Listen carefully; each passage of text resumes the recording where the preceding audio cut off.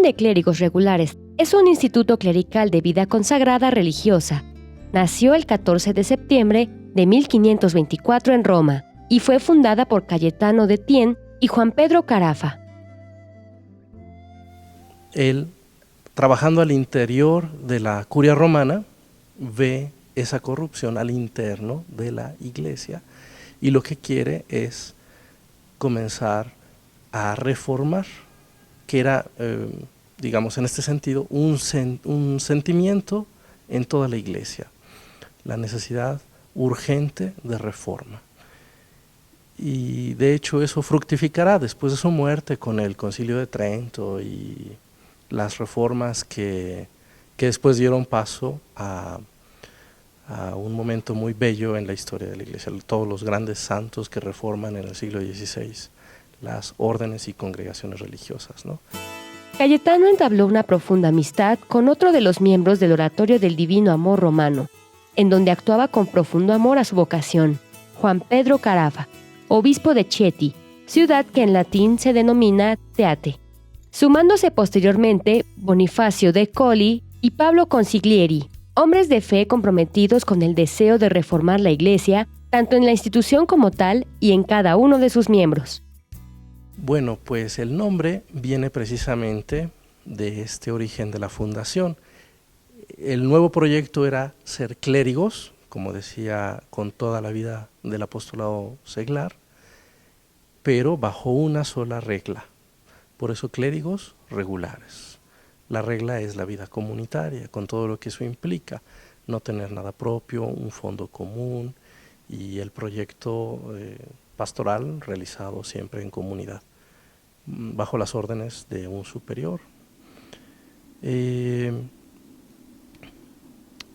el nombre viene, digamos el apodo, porque es clérigos regulares, es el nombre oficial, Orden de Clérigos Regulares. El apodo que nos puso la gente es por el origen de uno de los 4 fundadores. Los 4 fundadores fueron, uno, San Cayetano, después está Juan Pedro Carafa, que era obispo de una ciudad de Italia que se llama Chieti, y está Bonifacio de Colli y Paolo Ghislieri, o Consiglieri, son 2 apellidos. Bueno, entonces, el que era obispo era el de mayor jerarquía en el grupo de los 4 primeros fundadores, y la Santa Sede, cuando se dirigía a esa primera comunidad de fundación, pues obviamente se dirigía al obispo de la ciudad de Chieti y a los miembros de la comunidad. Ahora aquí viene el punto. Chieti en latín se dice Teate. Entonces el gentilicio de la ciudad, e incluso ahora todavía se llaman teatinos los que viven en la ciudad de Chieti. Entonces la Santa Sede nos puso los teatinos, el grupo, digamos el grupo de los que pertenecen al obispo Carafa, que era el obispo teatino. Los 2 clérigos habían establecido algunos proyectos de renovación eclesial, teniendo como eje referencial la disciplina clerical. El punto central de dichos proyectos era la formación de un grupo de sacerdotes bien consolidado, aunque fuera minoritario, que pudiera ser figura y modelo para la vida de los eclesiásticos, siendo este el principio que rige el carisma religioso de la orden. Uno de sus deberes es ser luz y ejemplo de vida sacerdotal. Cualquier misión, ocupación o ministerio sacerdotal es apropiada por sus miembros, siendo también su misión.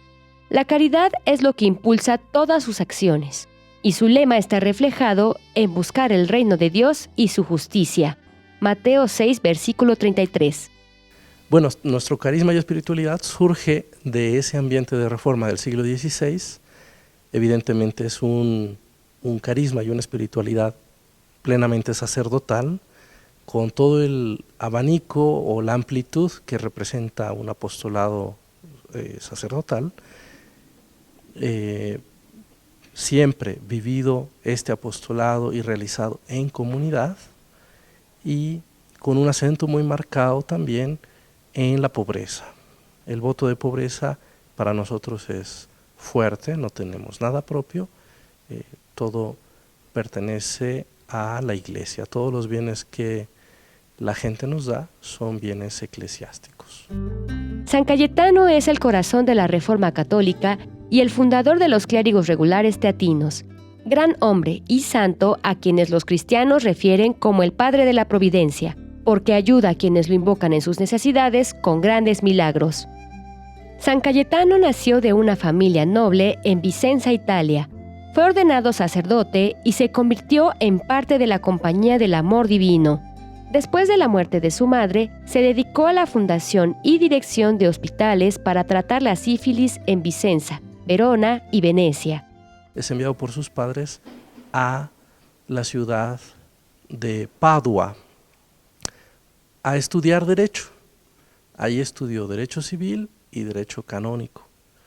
Es una de las universidades más antiguas del mundo. Entonces, él logra realizar el doctorado en estos dos derechos y una vez que estaba ya bien preparado, es puesto al servicio de un obispo que ya se encontraba trabajando en la Curia Romana, un obispo de Génova. Este obispo, al introducirlo a la Curia Romana, lo coloca en un sitio muy particular que es el grupo de los protonotarios apostólicos. Los protonotarios apostólicos, que existen todavía hoy, son un grupo de clérigos que se dedican a escribir los documentos del Santo Padre en pergaminos, los escriben a mano con muy buena caligrafía, etc. Lo curioso es que, es un cargo muy particular porque ellos se enteran de lo que el Santo Padre decide antes que todos los demás, porque ellos escriben los documentos del Santo Padre. En ese sentido, San Cayetano vio todo lo que sucedía al interior de la Curia Romana de primera mano. Siendo protonotario apostólico, él tenía acceso a lo que se estaba planeando y proyectando en la iglesia. Y por eso, y desde allí, decide realizar un apostolado que le llenara más y que le hiciera sentir más esta entrega. Y entonces, con un grupo también de fieles y de sacerdotes, comienza a trabajar en el Hospital de Incurables de Roma, que existía hasta hace poco, hasta hace unos pocos años lo cerraron, el Hospital de San Giacomo in Augusta. Y en ese hospital decide entregarse a una categoría de enfermos que eran los enfermos incurables. Y realizando este apostolado y haciendo oración en común con todos los que atendían a los enfermos, es que decide comenzar este proyecto de clericatura regular.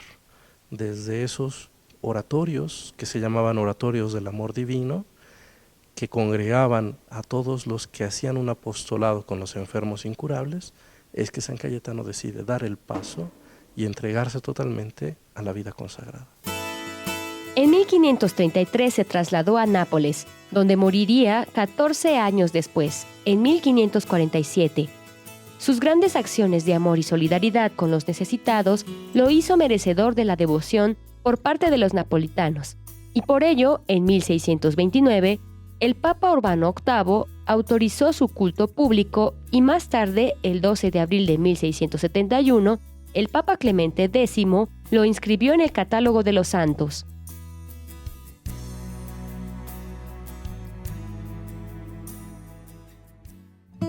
Hombre México fue invitado a la ordenación presbiteral de Joan Roberto Reyes Austria, clérigo regular teatino. Yo siempre he considerado que he tenido una vida muy normal. Nací en la Ciudad de México en una colonia popular, clase media. Mis papás vivieron juntos hasta que mi papá falleció hace 10 años. Soy el tercero de 7 hermanos. Son 4 mujeres y somos 3 hombres. Y realmente crecí en una cotidianidad de vida como cualquier familia mexicana. Íbamos a la escuela, jugábamos, reíamos, nos molestábamos entre todos los hermanos.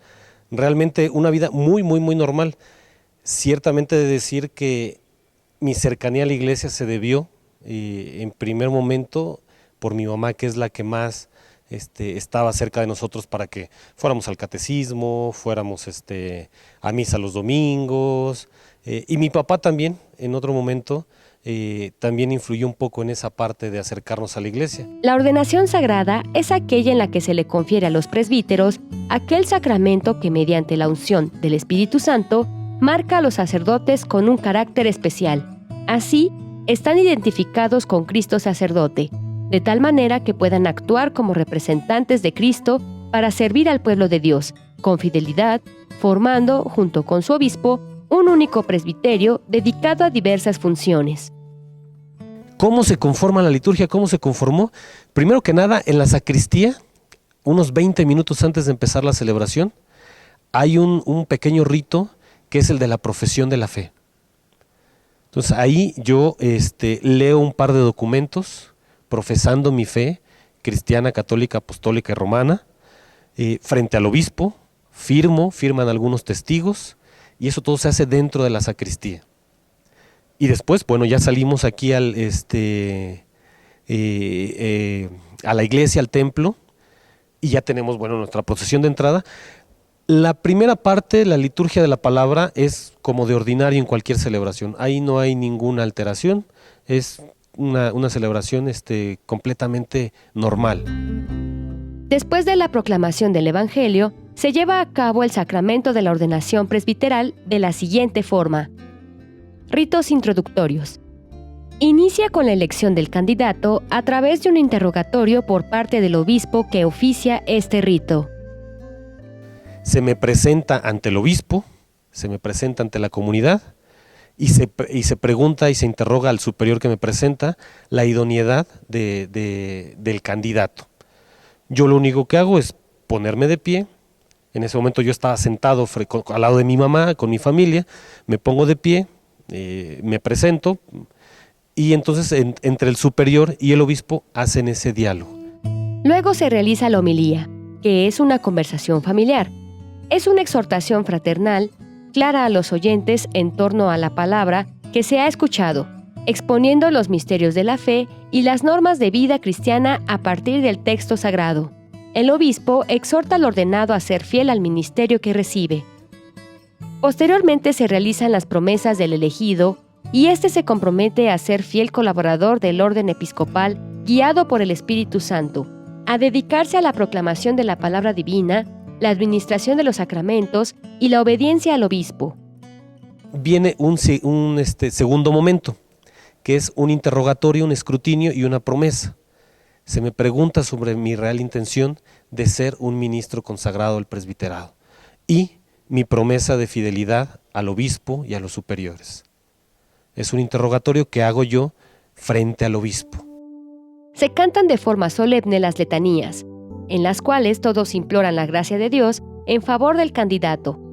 En ellas se invoca a todos los santos. De este modo, también en el presbítero se reaviva la conciencia de que no está solo, pues son los santos de Dios quienes lo protegen, sostienen y guían.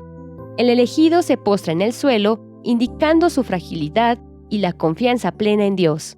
Enseguida viene la oración litánica. Son las letanías, lo que conocemos como letanías. En ese momento, toda la iglesia congregada invocamos a todos los santos a rezar, a orar por el que se va a ordenar, porque el que va a ser ordenado presbítero. Y en ese momento estás postrado y todos los demás están de rodillas, orando y pidiéndole a todos los santos por ese que va a ser el nuevo presbítero. Es un momento muy bello, es un momento también de mucha humildad, de reconocer que tú, pues sin la gracia de Dios no eres nada, y que ese ministerio no es que te lo hayas ganado tú por tus méritos. Yo creo que no, por mis obras definitivamente no me he ganado esta gracia, es gracia de Dios. Entonces es un momento muy bello que toda la iglesia está orando por ti, invocando a todos los santos. Ritos estrictamente sacramentales. A esta serie de ritos iniciales sigue la imposición de manos del obispo y la plegaria de ordenación. La imposición de manos indica que se incorpora a un presbiterio. En ella, el obispo realiza la plegaria de ordenación, la cual insiste en un carácter eclesial y misionero del ministerio presbiteral en el que la palabra del Evangelio llegue a toda la tierra y a todos los pueblos. Después de la imposición de manos del obispo, todos los sacerdotes presentes imponen también sus manos sobre el nuevo presbítero. ¿Qué es esto? Bueno, el obispo hace la infusión del Espíritu Santo, te impone las manos y todos los demás ministros, presbíteros que están ahí, hacen lo mismo. Uno por uno van pasando a imponerte las manos. Y al término de esto, se hace la oración consecratoria, presidida por el obispo y a la que todo el pueblo se une. Es un momento muy bello porque es la infusión del Espíritu Santo y además el rezo de toda la iglesia. Esto quiere decir que además eres consagrado ministro por la iglesia y para la iglesia. Ritos explicativos. Son símbolos y gestos que facilitan la comprensión del rito de ordenación. Al nuevo presbítero se le coloca la estola y la casulla. La estola va debajo de la casulla porque la estola es lo primero que se recibe en la ordenación, y la casulla va encima de todo porque ésta simboliza la caridad que lo cubre todo. Dicho de otra manera, la caridad es lo que debe saltar más a la vista en el sacerdote. La estola es símbolo de la dignidad sacerdotal. Simboliza el vestido de gloria con el que será revestido el siervo bueno y fiel por el Señor en recompensa de sus méritos. Como se lleva sobre el cuello, se le asimila a un yugo, el dulce yugo de nuestro Señor, es decir, las obligaciones del estado sacerdotal. Simboliza las ovejas que el buen pastor lleva sobre sus hombros. A continuación se realiza la unción de las manos con el santo crisma. Unción significa la consagración de la persona en su totalidad a Cristo y a la Iglesia, y simboliza el poder ministerial del presbítero. La entrega de la patena con el pan y el cáliz con vino y agua la realiza el obispo y simboliza la potestad eucarística del presbítero, que debe modelar su ministerio y su vida. Rito conclusivo. El rito conclusivo consiste en el intercambio de la paz entre el obispo, el nuevo presbítero y los demás presbíteros, como signo de haber sido incorporado a la comunidad presbiteral. Después, el ordenado ocupa el primer lugar entre los presbíteros concelebrantes y se coloca a la derecha del obispo. Termina con eso el rito de ordenación y entonces pasamos a lo que es la liturgia eucarística, ya la misa nuevamente de ordinario, pero en ese momento yo ya paso a formar parte del presbiterado. Entonces el obispo tiene el gesto de llevarme a sentarme con los presbíteros. Es un gesto muy bello también. Es un gesto muy bello también del obispo, como un papá que lleva a su hijo, pues me lleva a sentarme ahí con los presbíteros, ¿no? Y es el momento que primera vez me siento yo con los demás presbíteros al lado del obispo.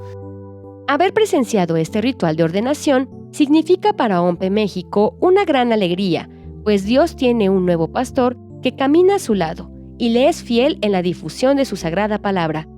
Felicitamos a Joan Reyes Austria por esta encomienda. Desde mi experiencia, por supuesto, que si tienes la inquietud, vívelo. Ya luego después no sabemos qué pasará, pero vive la inquietud. Vive la inquietud y ábrete a la experiencia de Dios.